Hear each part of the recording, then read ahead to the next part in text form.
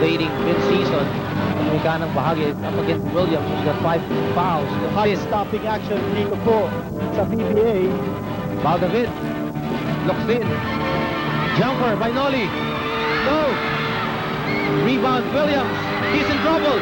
He's in trouble. Steal by Baldavid.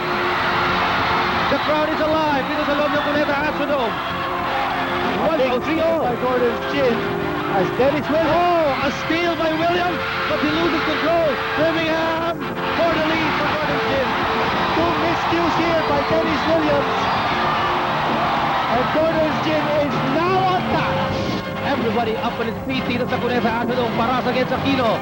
The fake, the fall away. Now it's a 105 all. Wait, pang-apat na deadlock na to. Baldavid against Magsano. It's a whole new ballgame. Yes, and they're gonna go to the bread and butter play. Kung wala naman si Mario Aquino, Palpal and last touch ang Gordon's Gin. a big block on Leon Trimmingham. Pablo against Locsin. Double team, bigay kay Williams. 9 seconds para tumira ang Formula Shell. Pablo lumusog, bumundol. Offensive foul on Victor Pablo. That's a good call. Number 5 on him. Yan na lang po ang natitirang oras. Tabla po ang score 105 all. Gordons versus Formula Shell. Aquino against Paras.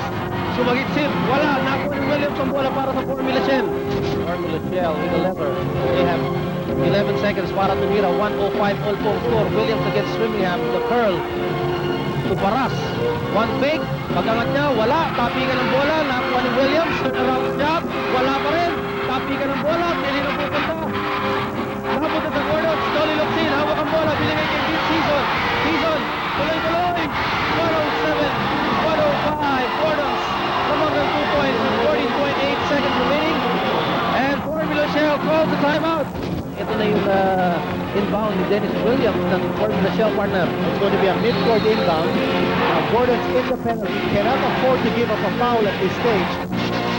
Dixon in the ballgame para sa Formula Shell. Victor Pablo. Big possession here for Formula Shell. Dixon to Paras against Aquino. This is it for the equalizer. He was blocked. And out of it. And Gordon will escape with a victory. And what a painful loss this has to be for Formula Shell.